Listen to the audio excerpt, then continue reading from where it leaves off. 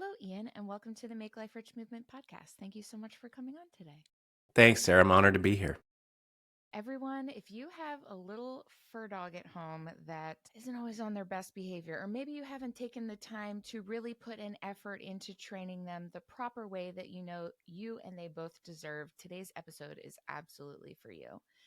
Ian is known as the Vermont dog trainer, and I immediately became enamored with his approach to training not only dogs, but their owners on the beautiful way in which you can not only enrich your relationship with your pet, but also create a foundation of trust and responsibility that's going to allow your dog to flourish and take on all of the commands that you guys are going to learn together.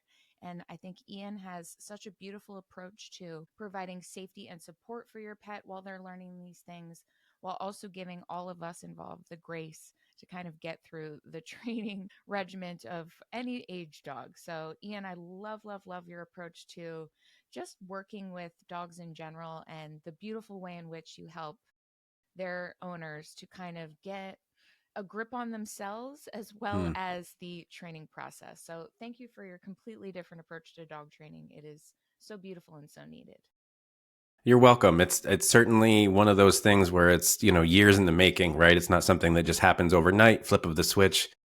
But, the more you work with people, and I always tell people this, I work with more people than dogs at the end of the day.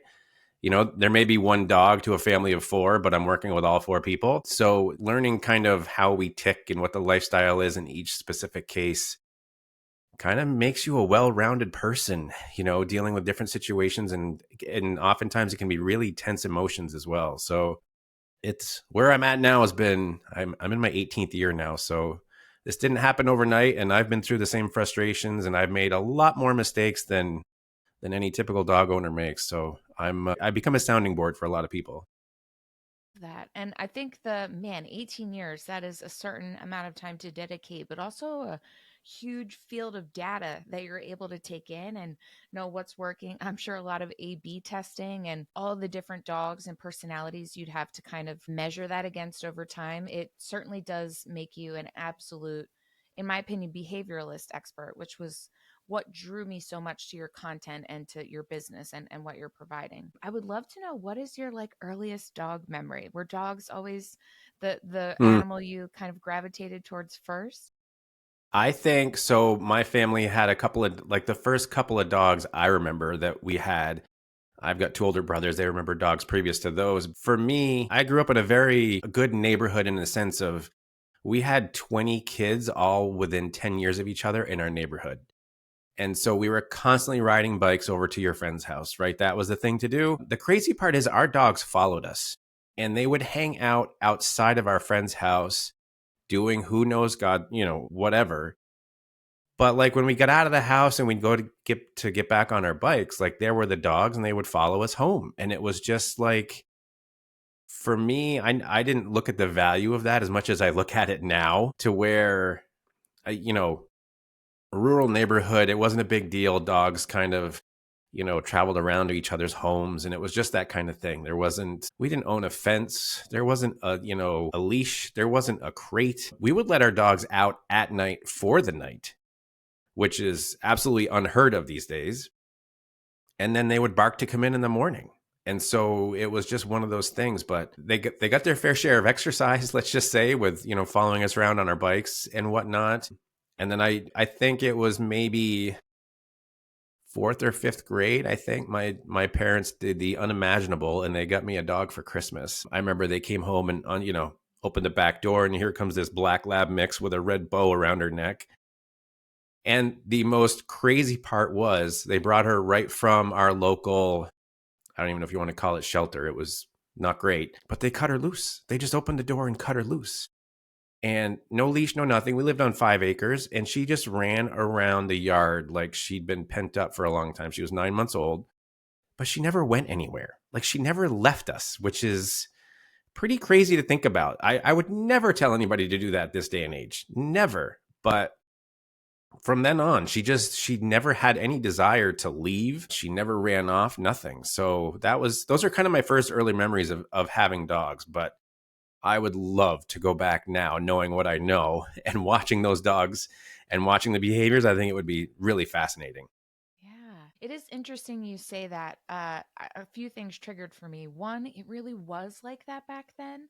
Where I grew up was considered very rural as well. And yeah, dogs were free to roam and they knew where to come back to, and no one was worried. And it was certainly a different setup of neighborhoods to where cars aren't whipping through all day long and people know, oh, there's like Sparky, like let's, help, he's walking home. But that certainly isn't the case anymore, which is interesting. But it also struck for me, I find it so interesting that your earliest interactions with dogs were ones where they're off leash. And that's something now that you Yeah. have not only such great confidence in for yourself, but you're helping others to get their dogs to a place. And you being located in Vermont, it makes so much sense. All of the trails and the nature that you guys have to walk through. I can imagine that would be a really big goal for a lot of your clients. And I find it funny that it came to you so naturally and then seemed to continue in that manner. That's kind of funny. Yeah, it's kind of crazy looking back at it and knowing like we never took our dogs for a walk ever. Ever. I never saw my parents do it, nothing. And the interesting part when people talk about recall and having their dogs off leash, I often tell my clients, like, even if I walk into their house for the first time, there's a really good chance that if I took your dog on leash, walked out in the middle of a field while the dog was on leash and told the dog to sit, they'd probably do it for me. There's a good chance.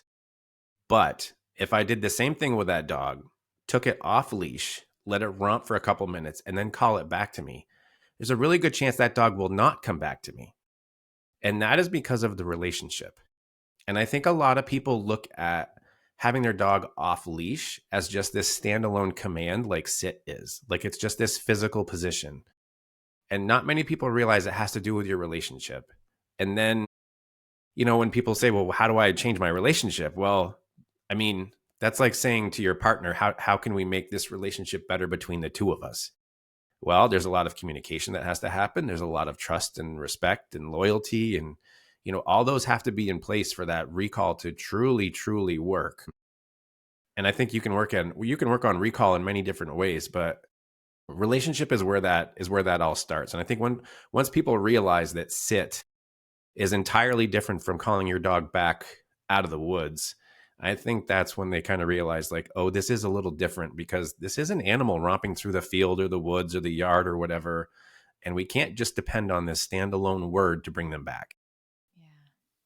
Especially when there's so many enticing, delectable scents just inches and inches further away every moment Yes. to where they just keep Yes. going in a direction to where it does seem like a bit of their ancient wolf brain takes over and they're like, I'll see you later. Yeah. They're still animals, right? They still have those instincts that they want to follow. Yeah. It is interesting. So where I live, we are on a bay, and the bay does truly dead end into like a marsh and a canal. So my dog can only go so far. So it was in the beginning, it was kind of almost natural to just let her off the leash once we got to the beach. That was her cue. Like, you're allowed to roam, but you have to stay Yep. close. And there Yep. have been so many instances where, like, she'll find a duck in the reeds, and then, oh my God, it's like, I just have to keep eyeing her for 4 minutes while she's running around crazy in the marsh. I'm just trying to get closer to her, and eventually she gets tired and comes back. But those are those situations where you do realize, oh, buddy, if I had some training in place for this right now, she might snap out of it. But there is Yeah. certainly this moment to where, as a dog owner, I realized, okay, she loves me, so she's staying close to me. And she's also scared, so she doesn't want to go too far. But the minute her prey instinct comes in, because she is a birding dog, it's like a done deal. There's no like, mommy's over here and like that bird's over there and the bird's all I care about right now. And it did kind of register me several times, which led me to looking for you. Like, wow, I don't have enough.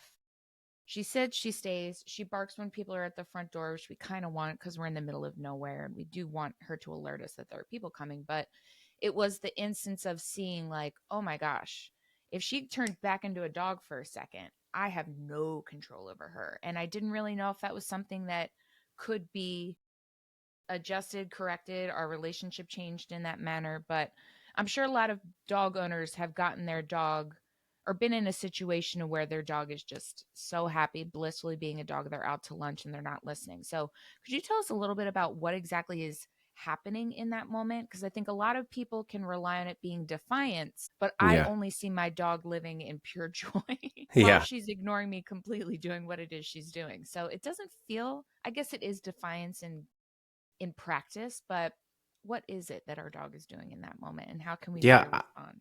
I think the dogs are in a situation that they don't know that they can be communicated with. And I don't think we practice communicating with our dogs in that. I always go state of mind first before like environmental, right? So I look at it and go, how can I practice with my dog to be in that state of mind, but be at home so that we can open up the lines of communication at that level of intensity? So there's two biggies. That's the first one. The second one is, in many of our dogs, they have some sort of spectrum of this prey drive, right? This desire to chase something down, whether it's a bird dog, a hound, a sight hound, something to go chase prey that's moving in some way, shape, or form. A lot of times, this is kind of the evolution of my career too. In the beginning, you'd hear prey drive and you'd have to snuff it out. You'd have to stop it, and the more I learned and the more I saw these dogs and what their experience was, you can't suppress it. There's just, and honestly, why would I want to? Because there's a lot of dogs when it's in their DNA that's they just love doing it. And so if they love doing it, then how do we allow them to do it, right? And still be able to have that communication. I will tell you that playing with your dog is one of the best ways to train them for those moments. So if I'm working with the dog that has, let's say, prey drive or something, I may work with the clients with their dog on a long leash in their backyard, something safe, familiar, home. We typically know all the sights and sounds and smells and that kind of thing. But we have to teach them that we can play a game. And in that game, there are rules, which is first things first. If you have something in your mouth, you have to drop it. That's all there is to it. The second thing is if you can follow that first rule, we are going to have fun and so much fun until the cows come home that I'm going to fulfill you and that prey drive. Because if you think about throwing a ball with a rope on it, that rope as it bounces is going to look like a tail and it's going to bounce and it's going to be unpredictable. And so a dog getting to chase that is what's going to help fulfill them instinctually. Meanwhile, you're the one that brings that out of them. You're the one that shares it in that joy. And I think that's one of the ways that you can bring your relationship to another level. I remember one time when I first started learning about play during COVID, right? Everything shut down. I'm a dog trainer. I'm getting bored. I'm not dealing with any dogs kind of thing. And so I was really working on that kind of thing with our dogs. And we got a golden retriever puppy at that time. And I was like, I'm really going to focus on play with him. The interesting part was that the first day we got him home, I had a little rubber ball to play with him outside. I tossed it. He chased it down. He grabbed it. I went to grab it from him and he growled at me, 8 weeks old. Right. And I'm thinking, buddy, this is not going to work out for your benefit. And there are very simple ways. I'm not going to get into the mumbo jumbo of it, of teaching your dog to let go of things without being disrespectful and hurtful and all that kind of stuff. There's very gentle ways that you can do this. Once he learned that we can play this game, it's it's on, right? Anytime you grab that toy, it's on. And I remember I had done it when I had a facility. We'd played there. We'd played at home. A few years ago, I was coaching baseball. When the game got over, my wife had brought him to the game, and we just so happened to have his favorite toy in the back of the truck, and people had cleared out. And so this was the first time outside of familiar territory that I thought, okay, let's see where this training has taken us. And so a lot of times in those situations, people go too far too fast. Like the first time they'll throw that ball in a brand new environment, it's going to be 100 yards away. And we haven't even tested. We haven't backed up and go, hey, if I throw this 5 feet away from me, can you still grab it and bring it back to me? Can you still hear me? Can you still drop it for me? And so for the first 30 to 60 seconds, I'm just doing 5 feet and 10 feet. And for me as his owner and also a trainer, all of his body language looked exactly the same from anywhere we've ever played, home, work, everything. And so when you start to see that familiar body language, then you can extend and extend. And I mean, by the end of that 10-minute session, I'm literally chucking that ball 50 yards. And he is so happy just running after that thing and coming back. There was another dog in the area. He could care less about the dog. Like it just, it, I, I really saw how much our relationship could grow and that how he was thinking this ball and my dad at this time is so much more important than anything else because I'm fulfilling him. And I think that's what this comes down to is how we can fulfill our dogs first at home and then test it later in a different environment. Yeah, it's so interesting. While listening to you talk about this, I could almost sub in a human child. And I think Hmm. that's what makes your training so different. And it's what draws me so much into it because there's a level of not only compassion, but just a level of grace that you're giving the animal to get used to these things. And we are totally different creatures. It's like we can only assume what they're feeling. But what I love so much about your training is that you are continuing easy to, I guess, overlook their very specific needs that at times are a little bit more intricate than ours are and require a lot more love and attention to make sure that you're giving them the energy and the exercise outputs that they need so that they aren't a terror in the house. And like, it's just so refreshing for your information to be some in the same that a therapist would give a parent for like a child that's acting out, or a teacher would recommend to help a child learn to read better. It just comes down to time, patience, and love, and nurturing that friendship so that there isn't like a, oh, I messed up, and then there's like weirdness around the game you're playing. And it's just so refreshing to hear, and I enjoy it so much. But it brings up a thought for me about people hearing this and they're like, okay, I've done none of that with my dog. Let's say they're 4 or 5. Can't teach an old dog new tricks. I love that you completely dispel this. So could you go into that a little bit? Because I think people may be thinking this sounds good, but my dog could never be let off the leash right now. I don't even know where to start with Yeah. teaching them any tricks. So what is the protocol for something like that? I think if you have a 4 or 5 year old dog and you hear that saying, first of all, if you believe that saying, you're not going to make it anywhere. If you truly are like, yeah, I can't do that. I remember I used to teach an in-person class, the 6 week class kind of thing. The last lesson I called it the tunnel of death lesson. Meanwhile, it's just an agility tunnel. But to a lot of dogs, when they walked in and they see this tunnel, it freaks them out. And I had one client, her dog was easily 150 pounds. And this tunnel did not look like it was going to accommodate a dog of 150 pounds. And the first word, and she was a good client, knew her for a long time. The first word she said when she walked into the room was, yeah, my dog's never going to do that. And I was like, we'll see. We'll see how this goes.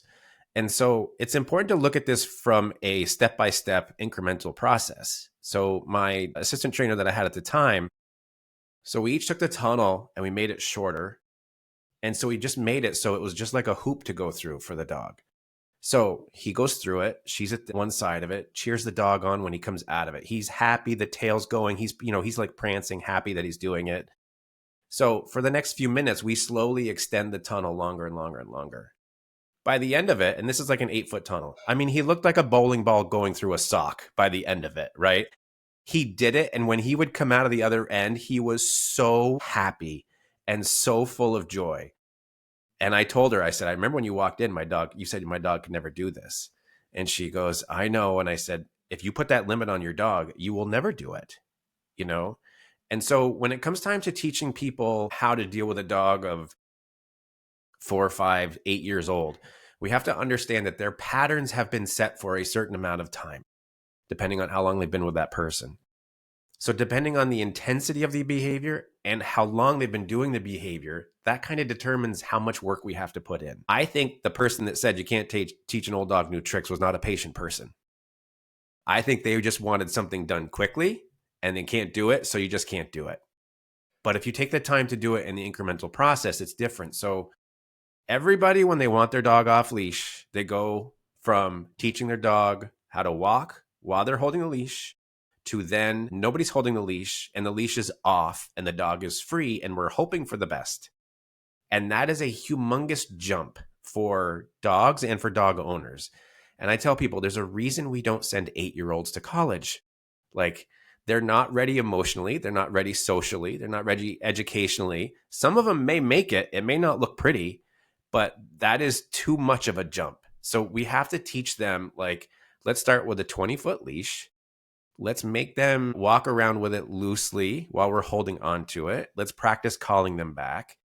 And then eventually we're going to put a 30-foot leash on and drop the leash so that they can drag it. I can step on it as long as they're within my vicinity.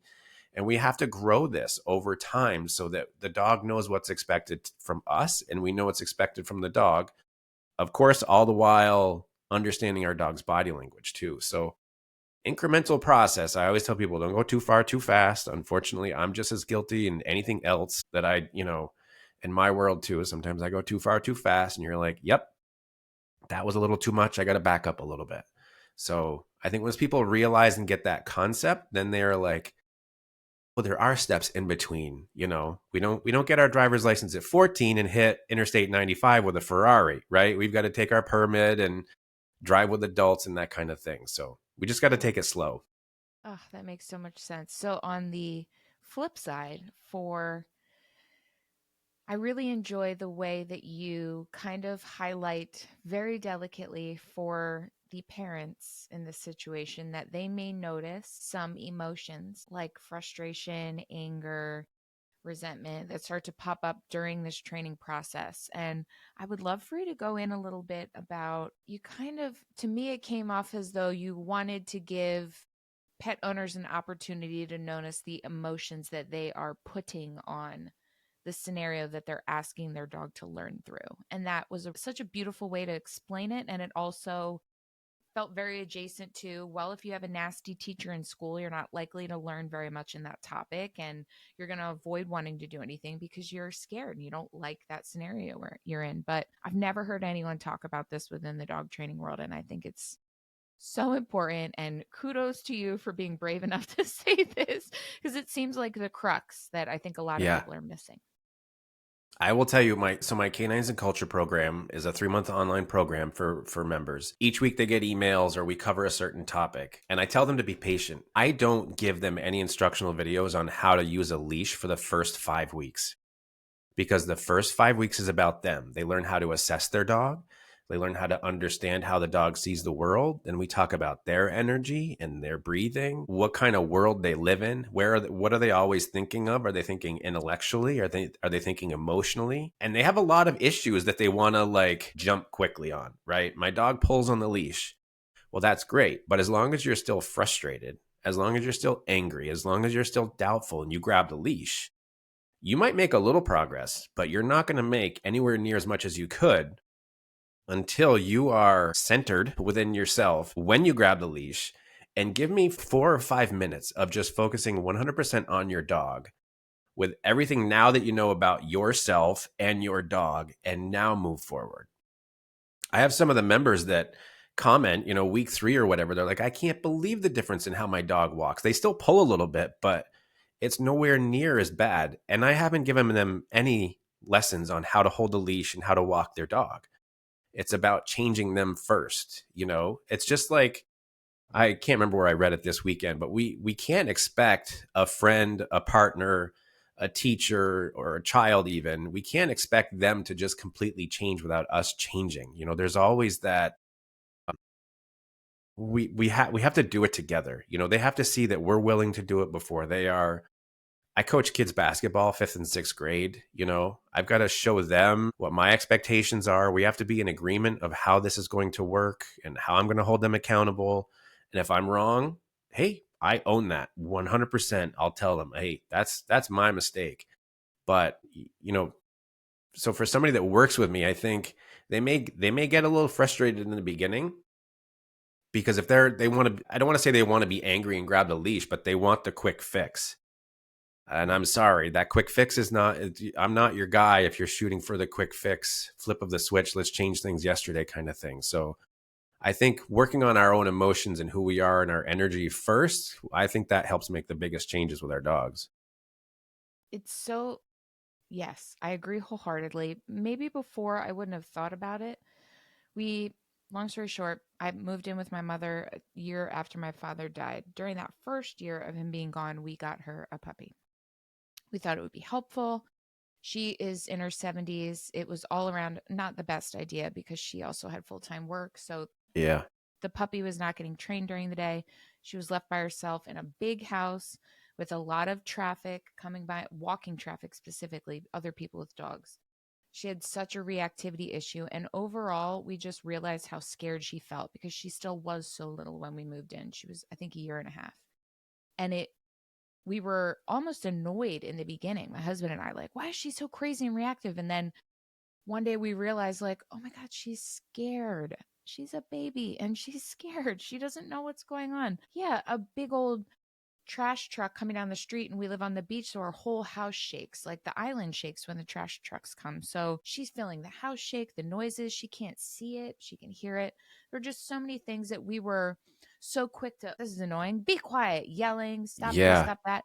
All we were doing was adding to the reactivity, which we knew nothing about. But it makes me think of a reel you posted about the soft bark, that anticipatory bark, because we'd always hear it, but we wouldn't get up and do what needed to be done Yep. to keep her lower. So could you talk about that? Because the way you phrased it in the reel, I was like, man, this is what was happening in the very beginning. And we just were missing all, it was such a simple cue we were missing. Yeah. So I like to explain it this way to my clients. You know, I've got young kids. They're 14 and 11 now, but imagine if one of them was 8 years old and they came home from school and they went, "Dad, I had a really bad day." Okay, shut up.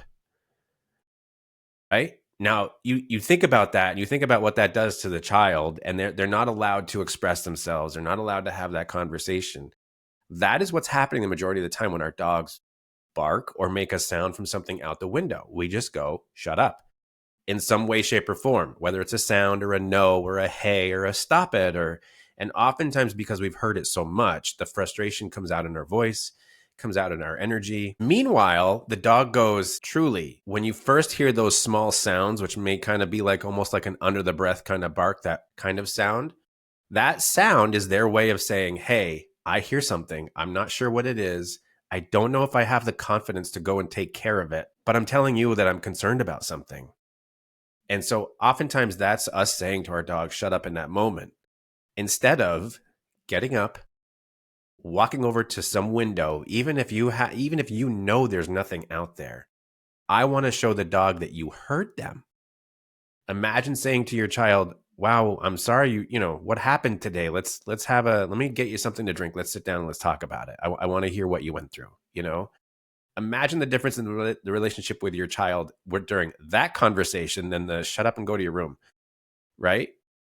And so to understand it from the dog perspective, to where you can go and look out the window, your dog actually may follow you to that window or to the door, or they may sit back depending on their level of comfort, if you will. But if you look out the window and, okay, maybe it's Joe from down the street, he's just, riding his bike by or whatever, and he made a sound or whatnot. I'm going to turn around. I would talk to the dog in that moment the way that you and I are talking right now, Sarah. Same voice, same inflection, everything. And be just like, "You know what? It's Joe on this bike. We're totally good."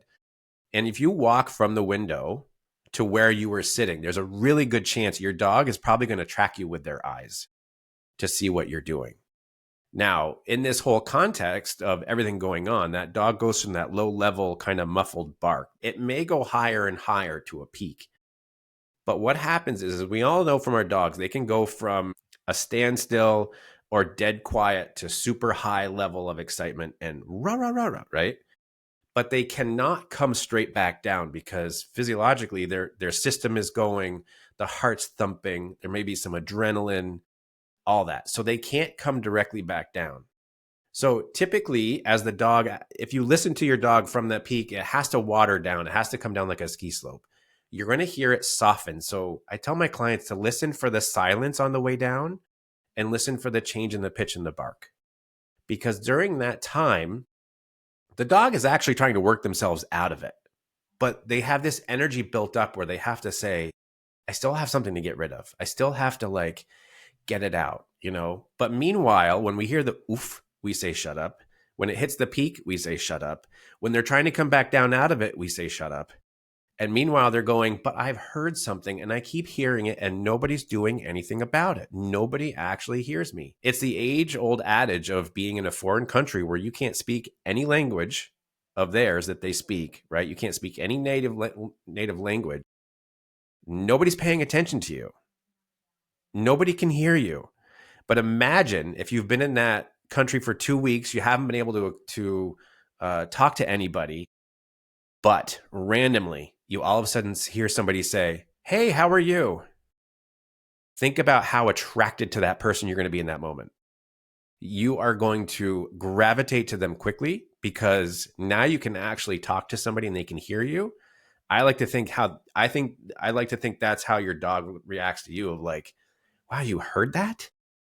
Like we're together, we're in sync. You can hear that? Yeah, I heard you and I understand. And I think that's what starts to bring our relationship to the next level. Ugh. I know I'm sure you're going to say these are simple things, but it's just so genius and I can't think of anything other than intricate. And the amount Mm, of knowledge that you have that is so intricate, I think when people, visit your page and they're hearing what you're saying, it's like, okay, there's like 57,000 different things that I have to focus on because I haven't done any of these things in the lifetime of my dog. yeah. Where do you suggest the best place to start for someone that's like, I'm picking up everything you're putting down, but I am currently an offender on everything you've spoken about? Yeah, yeah. What is a great place for someone to start when they're just not really sure? There's so many things to work on relationship wise and correction wise. So, where do you feel is the best place to, while building that relationship, to really kind of give them a starting point? I think for me it's your personal space. If you think about this for a second, let's say, Sarah, I come into your house and I sit down on your couch, and your dog comes over and goes, "Oh my gosh, Ian's here. I'm going to come over." And as I sit down, he's going to come over, lean up against me, put her chin on my chest or on my knee or whatever. I actually don't allow any of that to happen. Now, most people right now are probably going to shake their heads and go, "Oh, you have to pet that dog." No, I don't actually. So what I want people to work on is your personal space. So go sit down on your couch. If your dog comes over and invades your personal space, now I would consider your personal space as basically like a 3 foot bubble. COVID brought the social circle, right? The social distancing to our world. So I think now people have a better understanding of kind of what this like personal space is. So once your dog gets into your space, I just tend to snap, point away. It's not the snap that matters, it's what you do after that. And I would stand up and I would take a step towards your dog to back them up. We're not kneeing them, we're not kicking them, we're not doing anything like that. So as the dog backs up, I go back to the couch and I stand up. I'm not going to sit down yet because if I sit down, I'm going too far too fast. Dog's not ready for it, and neither are you. Your dog comes back into your space. I walk towards them to create this bubble, this force field around me, if you will, that makes them understand that I have personal space. So as soon as I take a step towards them and they back up, I back up to the couch again. So I'm going to do this several times, and I'm going to be very patient because I know this is a conversation that I've never had with my dog before. So I need to practice at it. So I actually look forward to the repetitions. My dog doesn't understand it yet, so I look forward to the repetitions. And I want my dog to understand what my expectations are. So, in this context, I want to teach the dog that I do have personal space and boundaries. And so, once your dog doesn't start to come back into your circle, now you can sit down. And I will tell you, as soon as you sit down, that is a very inviting physical motion to a dog. If you think of a play bow to a dog, the butt goes up, head goes down, right? Tail wags, butt wiggles. I think when we sit down, for us humans, if you think about it, what we do physically, the first thing we do is actually bend over and our butts go back a little bit. So Oh, it can be a very welcoming, inviting motion. Obviously, we're not, wagging our butts and twerking back there, but it can be very similar. And so that can mean invitation to our dog. So we have to work through that process as well. So my goal is this: I just want the dog to be sitting or lying down outside of my personal space for 2 minutes. I call it marinating. Just hang for 2 minutes, let the brain marinate and understand that this is what I'm asking. And then when I can get the brain to chill out a little bit, now I'll invite you over into my space and now we get to have our time. So for a dog that can be over exuberant, overexcited, which is the majority of my clients, right? Dogs are jumping, they're all over their owners. If you just start working on personal space, you will see a change in your relationship because your personal space is like a resource to dogs. It's just like food, it's like water, it's like affection. Now, my kids, 14 and 11, imagine if every time they woke up in the morning they said, "Hey dad, can I have 20 bucks?" Sure, here. There's no value in it. They just know they pretty much own my wallet. So for a dog knowing that they can invade our personal space and they get rewarded for it because us dog owners just unconsciously start petting our dogs when they get close to us, right? yeah. We're not thinking about what we're reinforcing in that moment and what state of mind that they're in. So we go through this process and we constantly reward them for invading our space. And then we complain to them because now they're invading Jill, who walked in the door. They're invading her space when they're not supposed to. So you can see how this kind of like it literally snowballs into many other facets of the relationship. It got me thinking, one may, in the beginning of you saying this, I'm like, whew, that would be so hard. Sophie would be so heartbroken because I do give her hugs and kisses whenever she asks for them.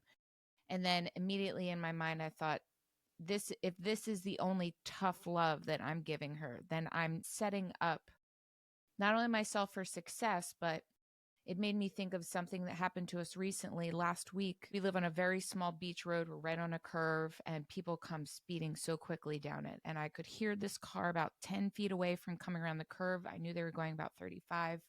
She and I were kind of stuck between like an ocean wall embankment and the road. And I kind of braced myself and I was like, wow, there's nowhere I can throw her right now. I pulled her leash super tight. It's a really tiny one anyway.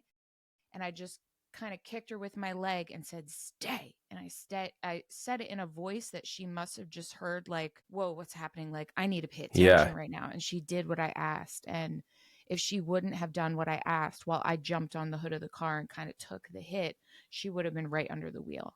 And Mm. instead, she stayed cowered, scared next to the wall, like, stay, okay, I'm staying, even though I'm now still moving with the vehicle. Yeah. And in my brain, I immediately thought, like, thank God she listened to me, because if not, she would have been under that wheel. And it immediately, in you saying that, I'm like, this is where the tough love comes in. They need, in the moments when it counts, in an emergency where you yourself don't know it's coming, they need to know it's game time and they have to listen. And I think for anyone that's thinking like, oh, I could never, it's like these are the foundational steps that lead your dog to being able to not only listen but appropriately react in an emergency, like a car coming out of nowhere to hit you both. And for anyone that's kind of in the phase of like, well, I don't need to do that with my dog, it's like, on the day to day, your dog may be great, but in these instances that you're not thinking about, maybe a dog coming out of nowhere off leash or a car, you do need to have that rapport with your dog to where they know, all right, no more mess around. It's game time. Mom just said that in a way that I know I got to stay put or I'm going to get hurt.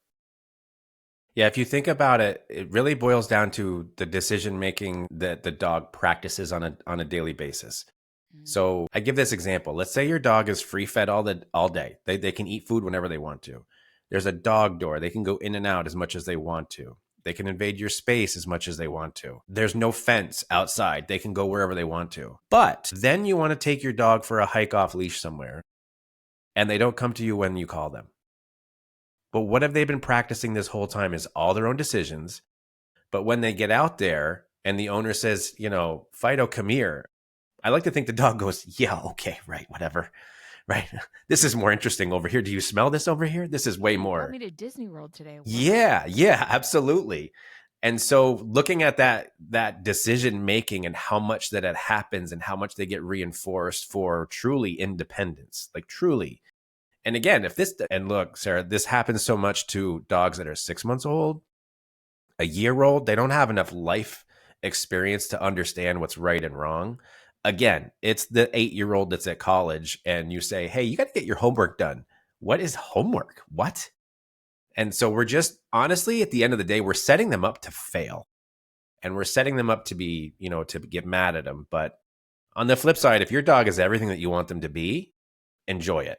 You don't need to institute any of these changes. But if there's behaviors that you're kind of like, my dog's reactive on leash or is starting to nip at people or really scared, nervous, skittish, tail tucked, hiding behind me, these are things, we want to put into effect for the dog to feel more secure and be able to understand, like, I am not comfortable making decisions. I need somebody to do those for me in order for me to survive and feel comfortable. And I think when people see the scared or nervous dog and they think, I need to give that dog rules, I will tell you, when you give a scared or nervous dog rules, you will see the stress start to wash away their body, which is a pretty cool feeling. And you start to see them loosen up. And so it can be a big change. But again, it's harder on us than it is on the dogs. Yeah, it really does seem that way. It truly does. I think there's a lot to be said too for when the dogs are anxious, I think, and I know we're getting towards the end of our time here, but there were two things I wanted to touch on with you because I love that you bring these up. Your trick with the umbrella, while you were training a client, Yeah. you were on a walk and there was a dog that was off leash, and the woman that owned the dog sounded to be a little more on the elder side and wasn't able to run quickly and grab her dog before it approached your dog, your client, and their dog.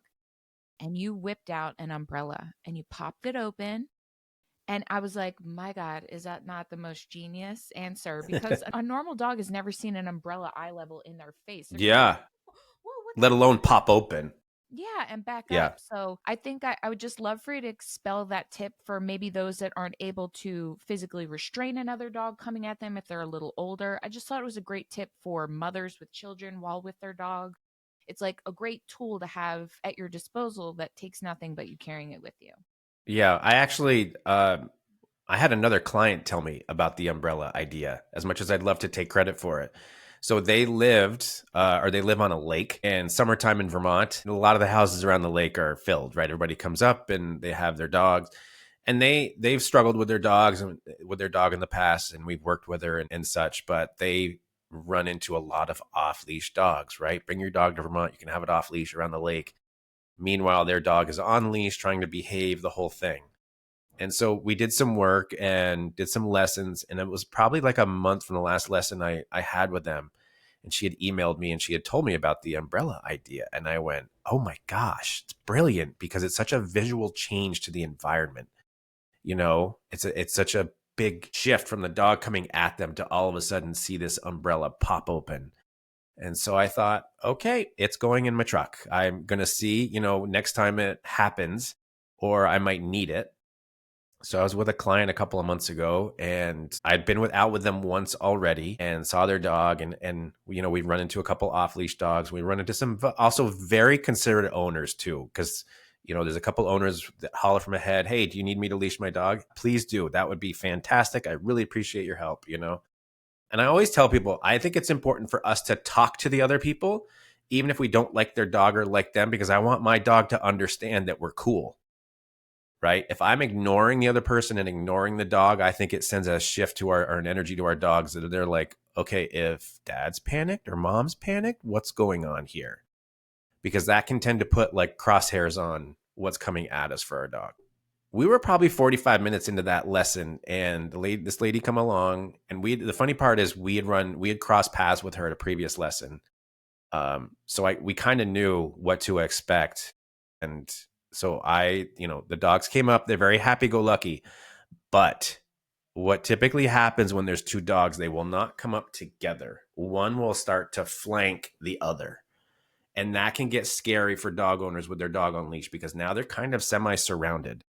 And so I had the umbrella in my back pocket, and it's just one of those small push button ones. So it's a push button to open, push button to close.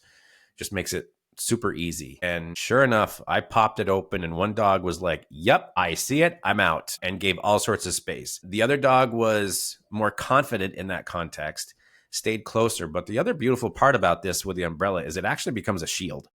And it's a very lightweight shield that you can move easily to protect and whatnot. And I got a lot of flack on that post because people were, the lady was like, I'm sorry. And I said, it's okay. Right. And I got a lot of flack. There's a lot of comments over, no, it's not okay for her to be doing that. That's not right if she can't control her dogs. But I'm thinking, here I am with this dog, and let alone my clients. But if this is just me with my dog, why would I actually put fuel on the fire to this situation and make it worse for the dogs? Like, I'm all about our energy in that moment has to be as neutral as possible. We have to be the calm in the eye of the storm in order to influence our dogs and to let them know, like, even though I'm saying it's okay, I'm not a huge fan at that moment of what's going on. I don't want to be in that moment. But I also know, like, the only way to move forward is to deal with this, stay even keel, and go through it. And you can see the dog in the video, that's the one, my client on leash, was just kind of looking around like, what's happening here? So confused, but not scared. Yeah, He definitely was just like, right, huh? Huh? right. So Yeah. all I would say is to people that if they do use the umbrella, I would actually just, again, don't go too far too fast. Mhm. Just practice going outside with your dog.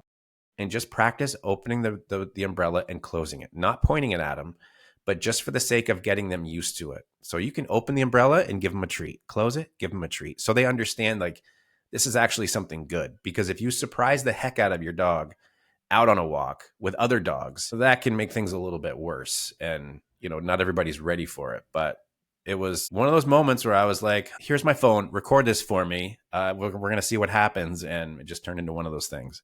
Yeah, it looked like it worked beautifully. I live on a beach similar to your client with the lake where people come down and they rent homes on the bay and they let their dogs out. So I'm very used to it. My answer for this, because my dog weighs 50 pounds, if a dog came charging, even if they look happy, she's already a reactive dog. She was bit in the face when she was 6 months old by a pit bull Mm, and kind of shook. And now it's like, it's been a very long journey to get her to not be afraid of dogs running at her. So I would just pick her up and hold her up as high as I could while I'm just trying to stay still and let the owner come and get their dog. But an umbrella would be a lot better for my back than yeah. holding her up while she's wiggling and scared and doesn't like what's happening. But I just didn't know what else to do. God forbid they come and bite her. I didn't want that to happen. But this umbrella feels a lot better. And I think it's a good visual for the dog owner of the off leash dog to see, like, I'm trying to keep your dog away from mine. So it's kind of like actions speak louder than words. So even though in the video I say it's okay, clearly I'm not cool with it because I have an umbrella here and I'm trying to keep your dogs away. And as she got even with us and we started moving forward, I'm like, let's just keep moving and you keep moving so we can separate rather than staying together in that moment. So it's a big visual for people to see, like, I am working on this. It's maybe not ideal, but this is just kind of one of those incremental steps that we need to do to get everybody's attention. Yes. And Yeah. let them know this was an incidental, you know, transaction here, but I need your help in this. And you're a Yes. visitor here. So you may want to be more considerate of the space you're finding yourself Yep. in. But I Yep. get it. For You go on sure. vacation, your dog doesn't have a backyard. It makes sense. But I think we all just need to show each other grace because, again, animals are animals and they are Yeah. wild and they do what they want. This is true. The final question I would love to ask you, because you're really one of the only people outside of shelters and adoption organizations that's really ever taken the time to explain the decompression behavior of an animal when you're adopting them or taking them from a shelter. And I think a lot of people, again, it seems a lot more on the parent side than the animal side, but could you just explain what the typical decompression process looks like for a dog when you've adopted them or brought them into your home, even if it was a happy scenario and they didn't have some horrid background like story from a shelter? I think first things first, the first 90 days are going to be hugely important. Typically, it can take, depending on the level of security within the dog, and their temperament, it can take a dog up to 90 days to get used to a new environment and or change. So let's say, Sarah, you guys, you and your husband decide to renovate your house starting next week. And there's workers in there, maybe there's a wall that gets taken down or whatever. For some dogs, it can take 90 days from the time that the last worker walks out.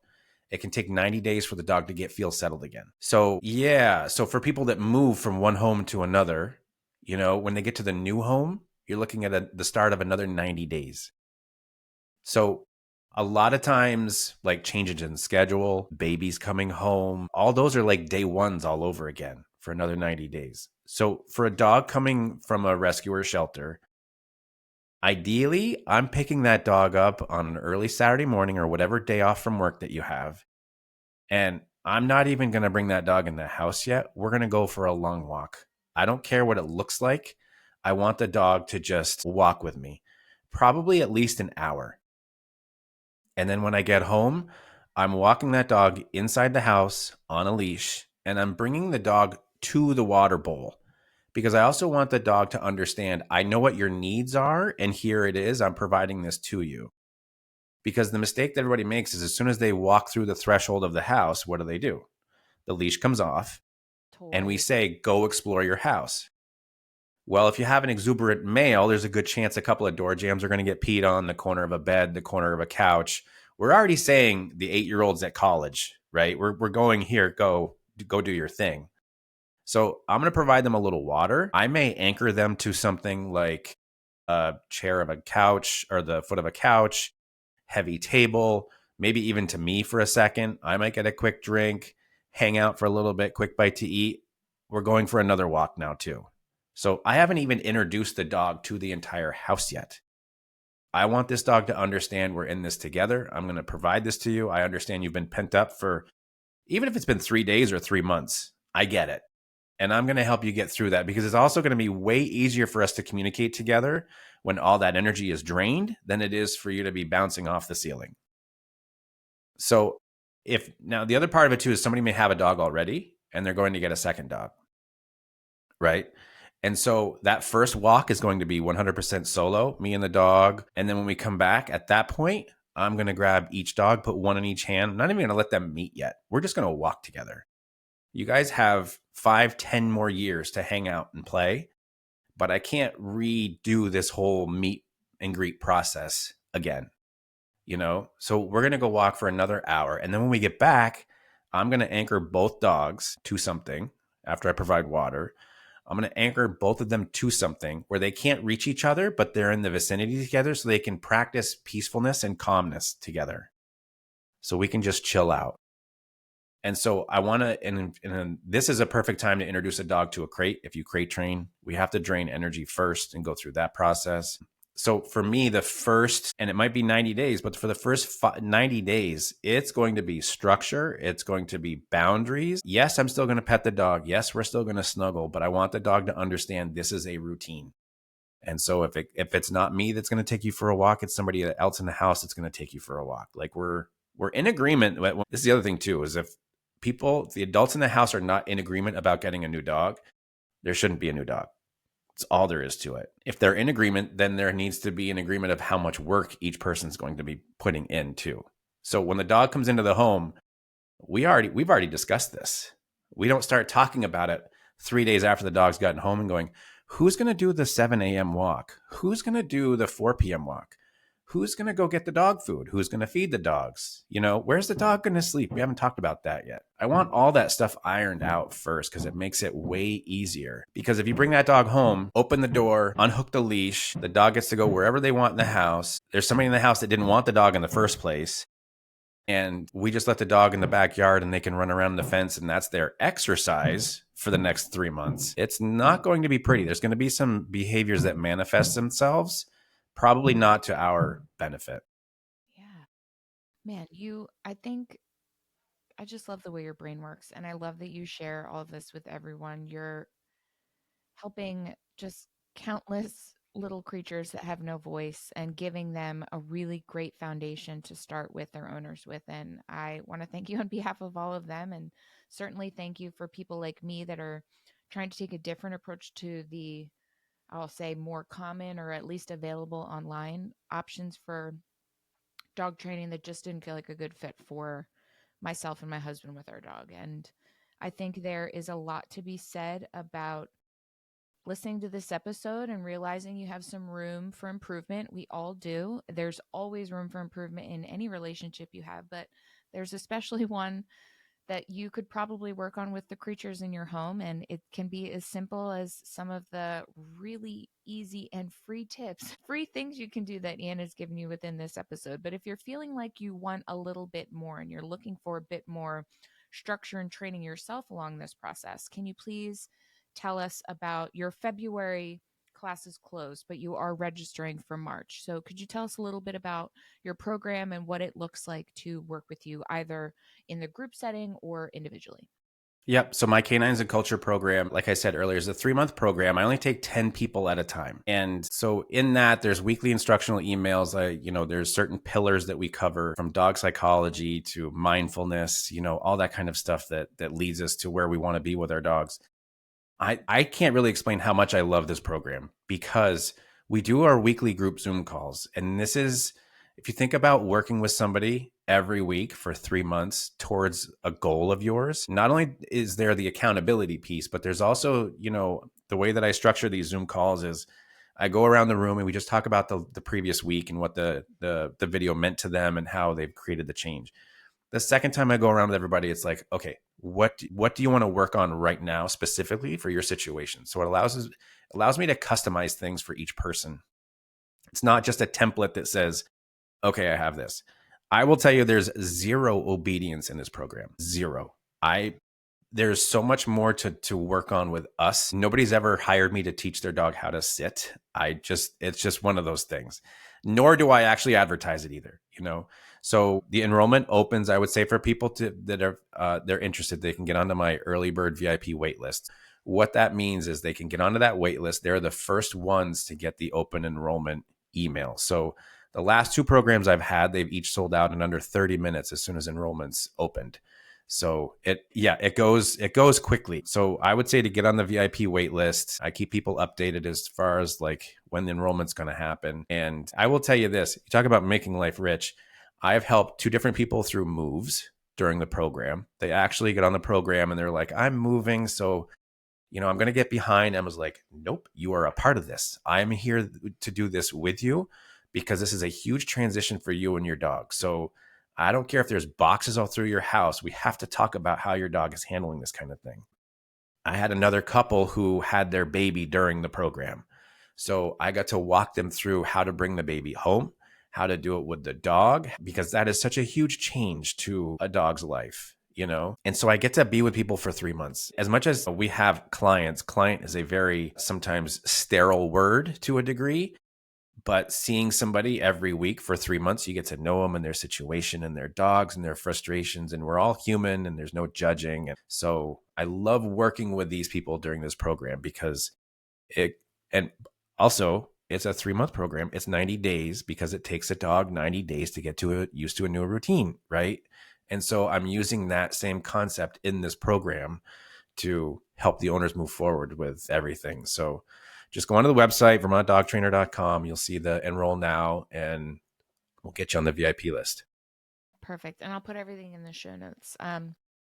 Goodness, you are just saving so many lives. I think a lot of people are very quick to get rid of a dog that isn't behaving properly. And I know that this is just the beginning for you, even though it's been 18 years. You're having such a big outreach online. And I think it's just the very beginning of your online footprint that I think is just going to keep expanding and helping so many people to just be able to live harmoniously and Yeah. have the life they envision with their pets. It's such a beautiful thing that you do, and I personally am so thankful for it, and I'm thankful that someone out there is thinking about all these animals that are kind of just hanging on, Yeah. Yeah. They're trying to make their parents way. and yeah, and parents that are just at their wits end, and you know, you don't know until you know, and you are one of those people that is helping people to know. So thank you so much for that. But I have a final question that I asked all of my guests, and it's this: Ian, how do you make your life rich? For me personally, I love to coach kids. That is like, I mentioned briefly earlier, I coach fifth and sixth grade boys basketball. I've coached soccer, baseball. I was a professional golfer for 8 years. So I know what it's like to be coached as well as to coach. And there's just something really rewarding about seeing a player develop, seeing them grow from the beginning of the season to the end of the season.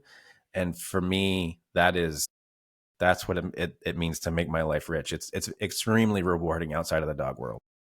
Man, Ian, you're such a beautiful person. Thank you so much Thank for you. sharing all of your love and your insight with everyone you touch. And guys, do not delay. That list is going to fill up quickly. And Yes. if you are still listening, I know you are absolutely soaking up everything that Ian is passing on. Again, Ian, thank you so much for just you and the way that you go about running your business. It's so important that, you know, people get to have different ways of learning how to do things. And I love so much your approach to dog training and human training. So thank you.